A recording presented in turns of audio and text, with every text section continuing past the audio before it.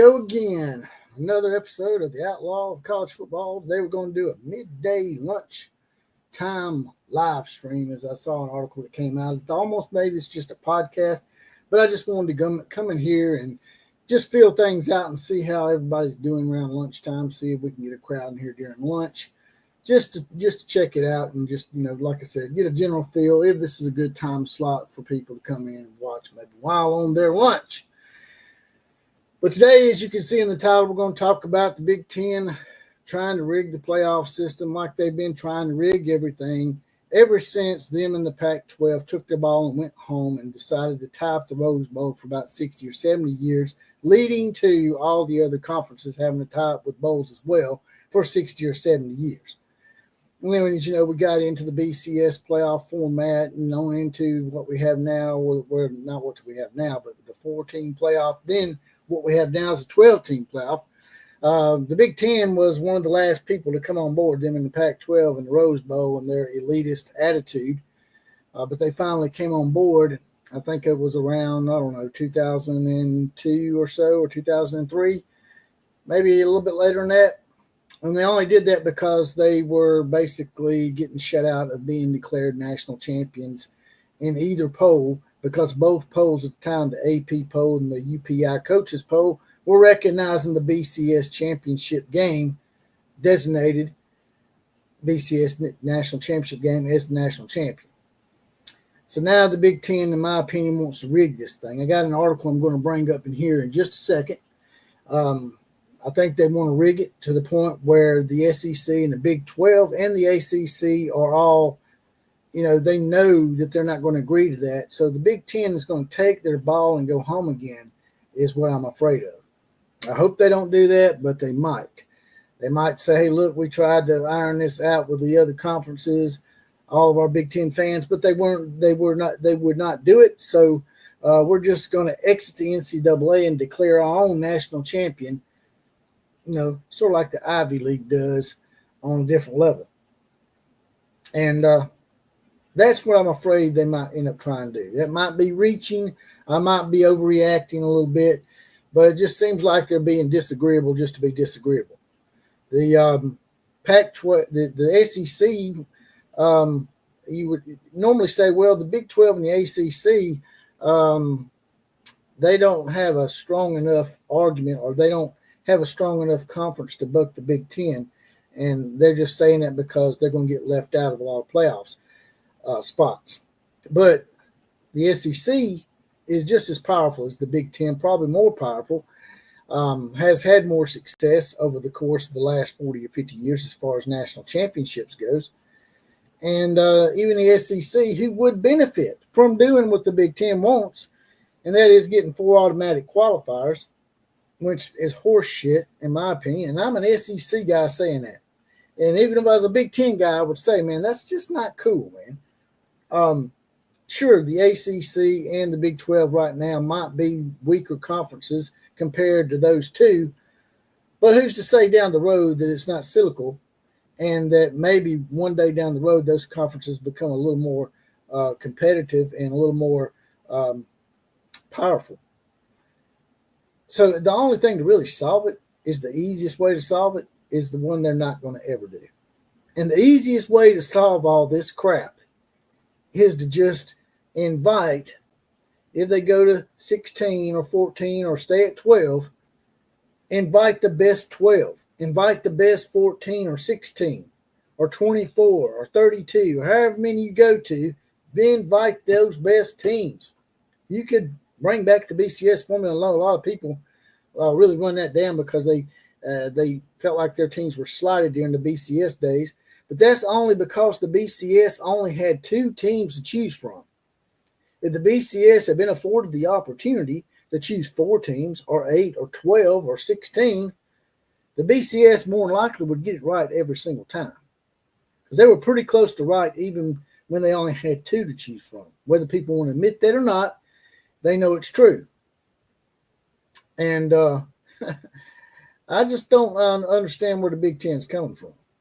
I mean, they know good and well that people ain't going to agree to that. That there's no way those 2 other conferences should agree to that.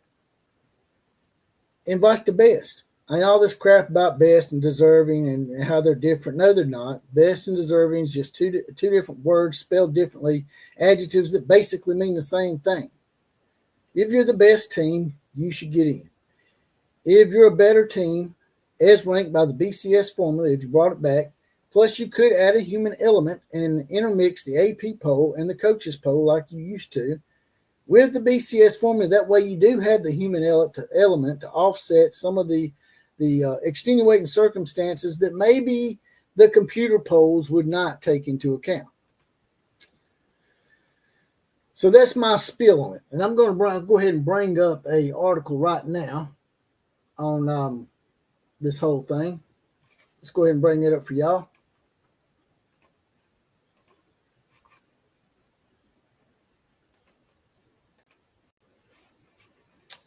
Well, that's Walmart's car insurance.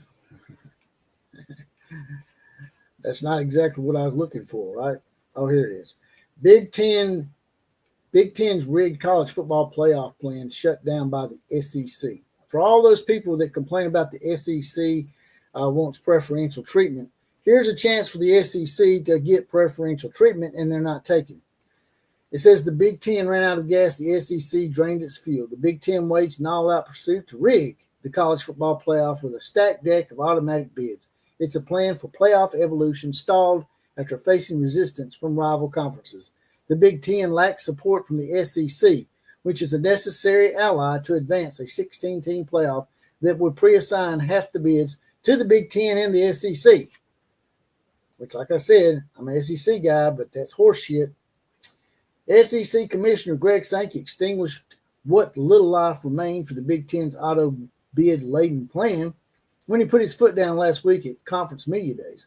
If the SEC doesn't secure one of the expanded playoff plans it desires, Sankey said, then it's comfortable sticking with the current 12-team playoff, and the SEC doesn't want the Big Ten's plan.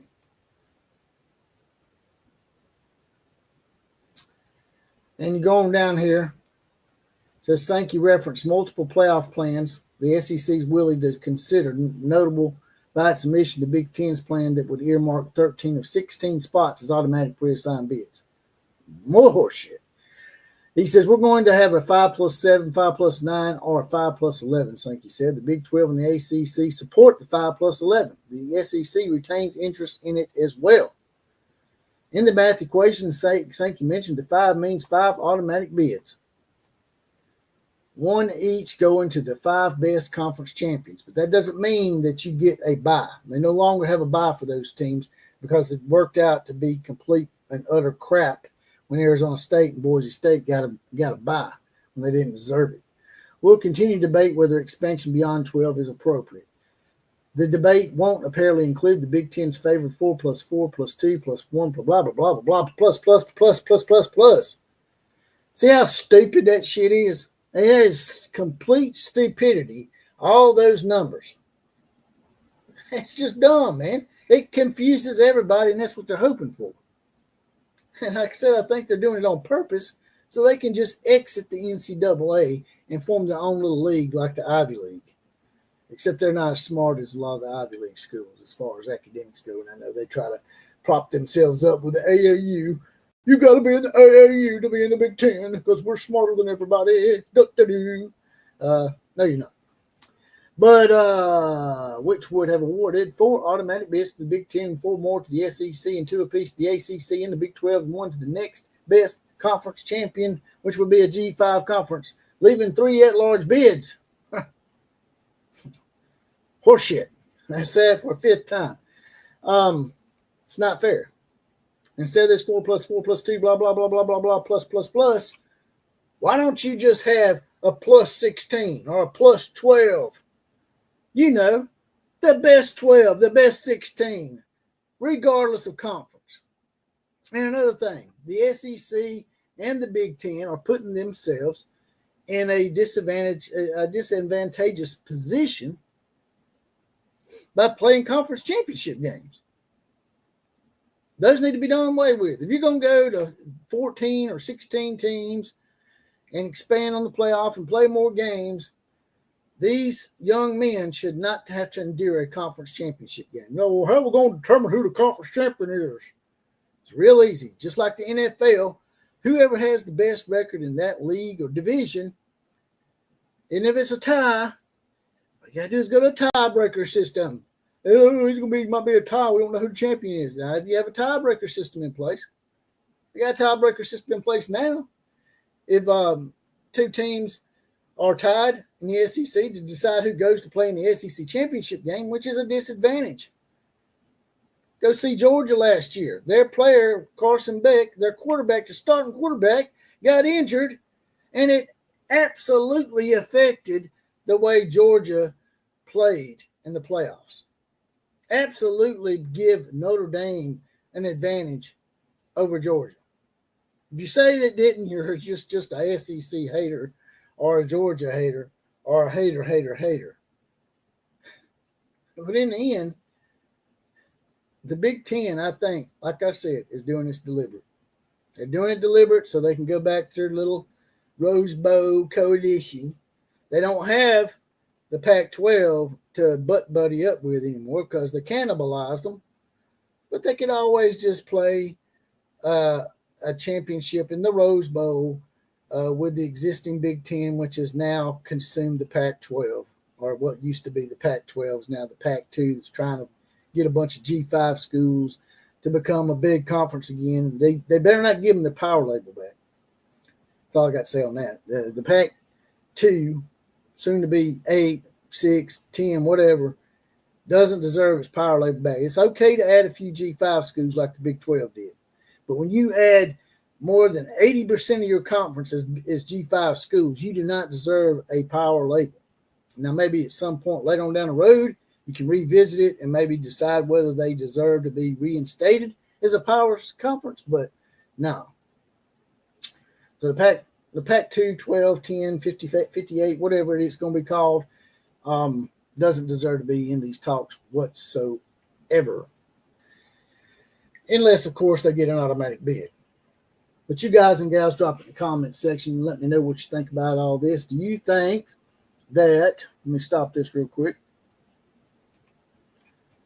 Do you think that the Big Ten is doing this deliberate to try to, set up for them to exit the NCAA so they can have their own little league and take the ball and go home? And people will come back with, well, you know what? They've won the last 2 national championships, OCF. That is true. But how often does that happen? Think about it. When was the last time the Big Ten won back-to-back national championships in football? It's been a very long time.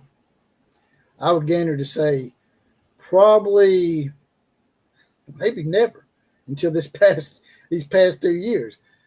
But if I had to gander a guess, I haven't got the stats in front of me, but from my historical knowledge, I would gander to say the Big Ten hasn't won back-to-back titles probably since the 1950s or 1960s, which is 60 or 70 years ago. And from what I remember, it's probably longer than that. It's probably 1930s, 1940s. Let's go ahead and see what we got in here. We got some comments coming in. We got Calvin Glover in the house. He says automatic bid is like extending a handicap. They tried it and it's dumb. It is dumb.